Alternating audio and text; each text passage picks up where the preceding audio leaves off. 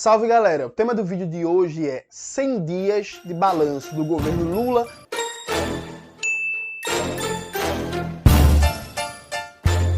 Antes de começar propriamente o tema do vídeo do canal, quero muito agradecer a você que ajuda a manter e melhorar nosso canal a partir do Apoia-se ou a partir do Pix.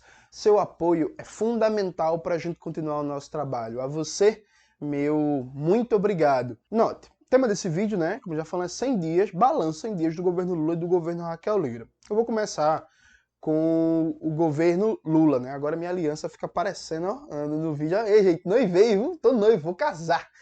Mas vamos falar de coisa ruim, né? Porque meu noivado é coisa boa. Coisa ruim não, coisa mais ou menos, por aí vai. Veja, que é o governo Lula. Repare, o governo Lula, ele tem uma característica que, eu falei isso numa entrevista, é um governo bom para o presente, péssimo para o passado e se apresenta horrível para o futuro. Como assim, Jones? Veja, eu afirmei durante o segundo turno da eleição que a principal função do governo Lula seria parar a destruição bolsonarista do Brasil. Que mais do que isso eu não esperava do governo Lula. E nesse ponto o governo Lula vem cumprindo o papel, sabe? A FUNAI voltou a funcionar, o Ministério da Saúde voltou a funcionar, a Fundação Palmares voltou a funcionar, está se reestruturando as políticas públicas de cultura, as políticas públicas de segurança alimentar, as universidades podem voltar a funcionar, a produção de dados sobre a realidade brasileira para formular políticas públicas voltou a funcionar, Minha Casa Minha Vida aí está se reconstruindo, Bolsa Família voltou e por aí vai. Ou seja, o Brasil objetivamente está melhor do que no governo Bolsonaro. Ponto. Então há esse alívio, esse respiro. Veja, a gente deu uma respirada. Isso é importante, percebe? Então, nesse sentido, o governo Lula cumpre o seu papel. Você pode dizer, e eu acho, que ele poderia ser muito mais radical, muito mais rápido, muito mais agressivo na destruição da barbárie bolsonarista. Tranquilo, eu também acho, mas ele vem cumprindo mais ou menos o papel. Onde é que está o problema do governo Lula? O problema, primeiro, no passado, o governo Lula não se propõe, até esse momento, a fazer uma revisão radical de toda a destruição do Brasil de 2015 para cá, né? Então, dois exemplos básicos. Até agora, nada se avançou em termos de revogação da contra-reforma trabalhista e da contra-reforma da Previdência. Pelo contrário, o ministro Carlos Lupe falou em revogar a contra-reforma da Previdência, ele recebeu um pito, né, um chamado do governo a partir do Rui Costa. Está passando notícia aqui, para não falar mais sobre o tema. A contra-reforma trabalhista, o governo criou agora um grupo de trabalho para debater o tema. Só agora criou um grupo de trabalho para debater o tema, mas assim, nada de concreto, nada de objetivo. Outro exemplo é a questão do PPI, né, a Política de Paridade Internacional no preço dos combustíveis. O ministro de Minas e Energia, que é do PSD, do partido de Kassab, falou em rever a PPI. O próprio Lula foi para a imprensa e disse que agora não era a hora. Ah, não, está se esperando a empossar o novo conselho da Petrobras dia 29 de abril. Não, perfeito, mas veja, e se depois que isso foi empossado não se andar? Até agora, o que fica concreto é que o governo Lula não vem procurando rever o que o governo Temer e o governo Bolsonaro fez de desgraça para o Brasil. O que é uma característica do petismo. Vamos lembrar que o PT, quando assume o governo, depois do governo FHC, não reviu nada do governo FHC, manteve tudo. Todo o arcabouço institucional da era neoliberal do governo FHC foi mantido e ampliado durante a era petista. Sabe, o tripé macroeconômico, as privatizações, as desregulamentações pró-mercado, tudo foi mantido, né? Vamos lembrar que Lula prometeu, por exemplo, em 2002, reestatizar a Vale, rever o processo de privatização da Vale, e a Vale segue aí privada até hoje, dominada por fundos de investimento e fundos de pensão, e destruiu 2 cidades, nada aconteceu, né? Nada acontece, feijoada. Então, o governo Lula até agora não cumpre suas promessas de campanha, porque, veja, acabar com o PPI, gente, foi promessa de campanha do Lula. Rever a reforma trabalhista foi promessa de campanha do Lula. Aí tem gente que vem com a desculpa safada, ah, não, mas o Congresso é conservador. Veja, deixa de conversa, viu? Deixa de conversa, Porque o Congresso é conservador, mas a correlação de forças da sociedade não é medida só pelo número de deputados e senadores. Isso pode mudar.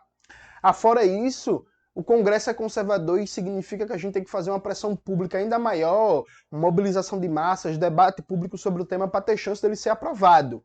Não pode só ficar em conchave de gabinete, já que o Congresso é conservador. E o governo também tem a obrigação de tentar.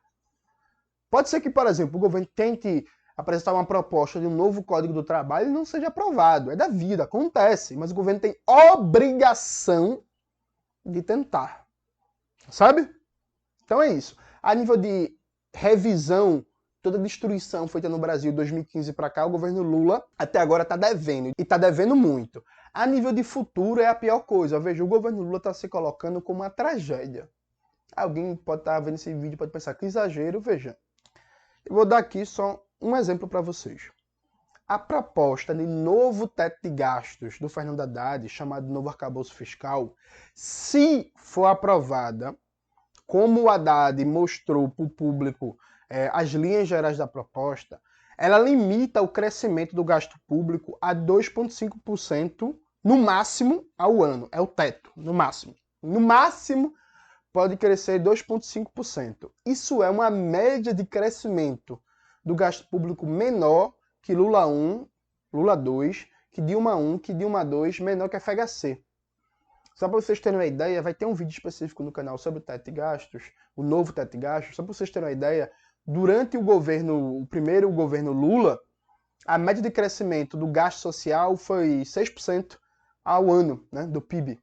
Então, assim, se esse teto de gastos for aprovado, esse governo Lula morreu. Porque vai ser um governo que vai conseguir só entregar um padrão civilizatório maior do que o bolsonarismo. Mas Lula não vai conseguir nem sequer repetir o que ele fez no período passado. Não dá para fazer Minha Casa Minha Vida, não dá para construir universidade, não dá para construir escola técnica, não dá para fazer investimento em infraestrutura, não dá para fazer expansão do parque de refino, como o Lula fez no passado, com essa regra de teto de gastos. Veja, no melhor dos cenários, o gasto público cresce 2,5% ao ano. O melhor dos cenários nem vai acontecer. E se acontecer o melhor dos cenários, isso dá uma média de 4 anos, uma expansão do PIB de só 10% no acumulado dos 4 anos. Gente, o direcionamento da equipe econômica do governo Lula é totalmente liberal e totalmente contra qualquer perspectiva de reindustrialização, de resolver o caos urbano, de fazer uma reforma urbana no Brasil, de erradicar a fome, de erradicar o analfabetismo, de realmente ampliar o acesso à saúde e à educação, porque vai ser um governo social liberal que vai fazer algumas políticas públicas ultralimitadas e vai esperar que o mercado privado impulsione o crescimento econômico. O próprio Haddad diz isso.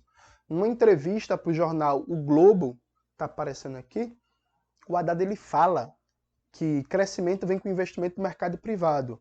Então a perspectiva do ministro Haddad, que está subordinado ao Lula, crescimento econômico é com o mercado privado, o Estado auxilia. Isso é uma tragédia. Então assim, se o governo Lula seguir por esse caminho, ele vai ter uma popularidade muito baixa e vai abrir caminho para a extrema-direita ganhar de novo nas urnas em 2026. Provavelmente o Tarcísio Freitas, de São Paulo. Ou talvez o Zema, de Minas Gerais, enfim. Então, a nível de perspectiva de futuro, esse governo Lula tem se mostrado decepcionante. Uma tragédia. Uma tragédia. Percebe? Então, de maneira sintética, esse é um balanço de 100 dias do governo. Eu vou colocar alguns artigos aqui na descrição do vídeo que vem debatendo a situação do governo Lula, um balanço de 100 dias e as perspectivas de futuro. É isso, galera. Espero que vocês tenham gostado do vídeo de hoje. Não se esqueça de se inscrever no canal, ativar o sininho, curtir esse vídeo, compartilhar e tudo isso que vocês já sabem. Um beijo e até a próxima.